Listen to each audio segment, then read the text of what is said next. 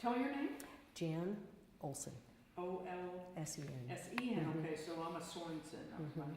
We're the Sins family, right? You know, they would say you're related if you're an S-E-N. S-E-N, yeah. Denmark, Copenhagen. That's exactly right. Yeah, they came over on the boat and immigrated, much like a lot of folks here. Tell me who you work for. You volunteer with this group, but do you work or what? I'm a retired nurse midwife. Okay. So so I've been volunteering with Interfaith Welcome Coalition for about 3 years. What do you think about it? It's an absolutely it's an amazing organization. I mean, it's all volunteer, and I've never worked with a more committed, passionate group of people. You know, I delivered babies for 30 years. That's a hard act to follow, right? Yeah, but this pretty much comes close.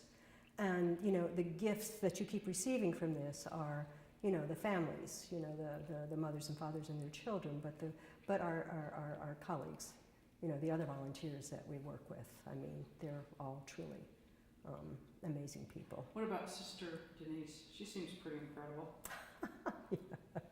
Sister Denise and I, we, she, I guess, promoted me to her co-coordinator about 6 months ago, because when she goes out of town, I mean, she has to go to different conferences and things, then I can step in and take care of the bus station. You know, Sister Denise is unique. You know, there are people, some people, their source of strength is completely internal, right? And other people, their strength comes from external sources of strength. Sister Denise her strength is from her heart and her faith.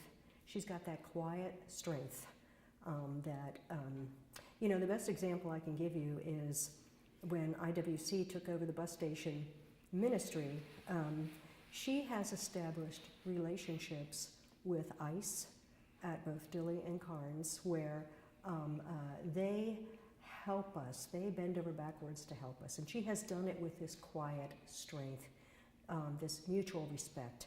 Everybody wants to demonize ICE. And yeah, there are lots of things about ICE that are disturbing, but in their role at family detention, the relationships that she has cultivated with them have helped our mission. And she has done that with this quiet, respectful strength with which she deals with them. And she and I both get the texts from them, letting us know how many families are being released and when. And they, you know, they apologize when they're late getting the information out, right? So it's a very mutually respectful relationship. And, I'm sorry. And no, and it's the same way with the bus station staff.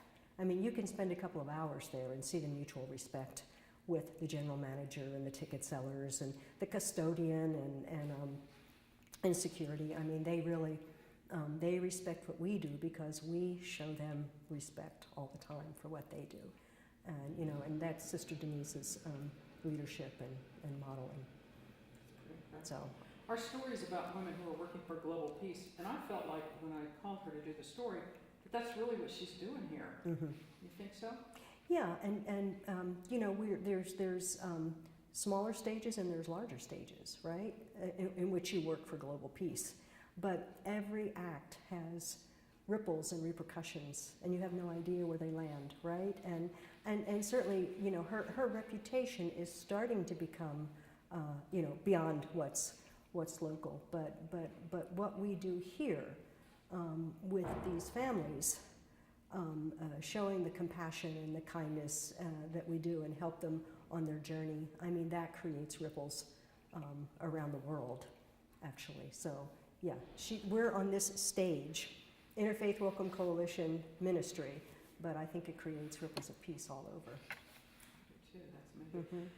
I've heard too now people we interviewed Sister Denise and then just Michelle, but Sister Denise said something that really struck me.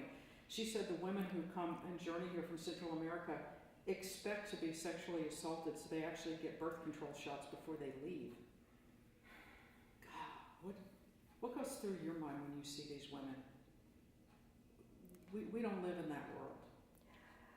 What, not relating to that specifically, but I guess everything's interrelated, is I am always struck by their resiliency, by the joy that they seem to exude when they get to us, their joy and with their children, and the gratitude that they show. But there's a certain resiliency and joy and I guess survivorship. I mean, I'm always struck by that.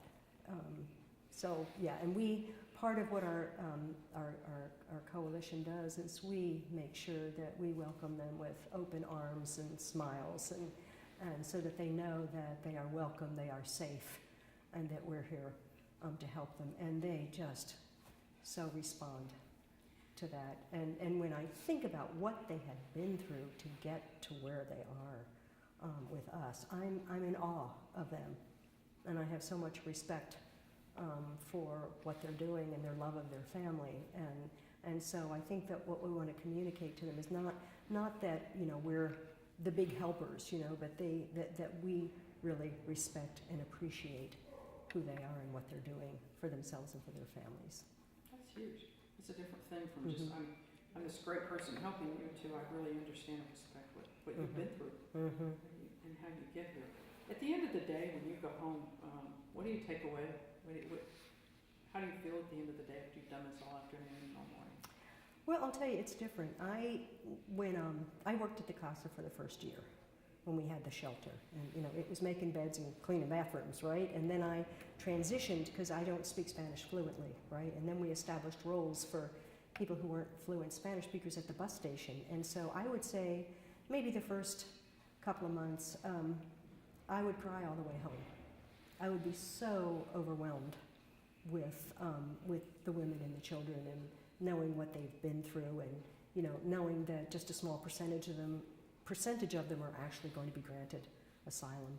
And then I learned that, and this is what when I orient a lot of new volunteers, what I tell them is stay in the moment with this ministry, right? What we have to offer is in this moment, right? We can help them navigate this journey. We can show them all the kindness, all the support in the world. We give them backpacks, we give them food. And so when I leave the bus station at the end of the day, which is what your question is, I mean, I feel inspired.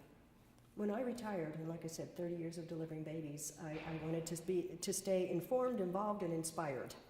And this ministry certainly gives that to me. I am very inspired. And the other thing, and a lot of our volunteers became active after the last presidential election, not to get into politics.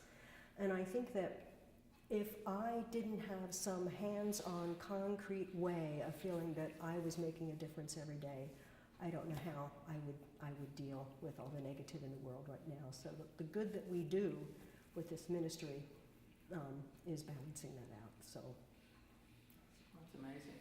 That's an awesome place to be in retirement. Or, you know, retirement. That's a great story. That's really cool. One other last question I want to go. Our story is going to focus a lot on Sister Denise, who does incredible work. If you were to describe her in like one sentence, if you could do that, what would that be? Oh, that's a tough one. She's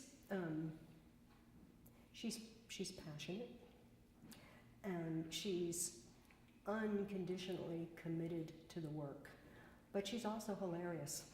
I mean, she is so much fun, and she manages to inspire all these volunteers and everyone that she comes in contact with her humanity and her humor. That's amazing.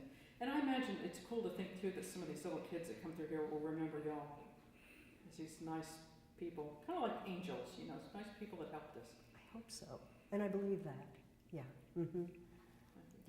Yeah. We try to be these, you know, points of light in the midst of this journey. And I always describe this ministry. This is lived compassion. This is our opportunity to live our compassion. And Sister Denise is an example of lived compassion. Very good. Very good. Fantastic interview. Oh, thank you. Thank you. We're done. I think that's it.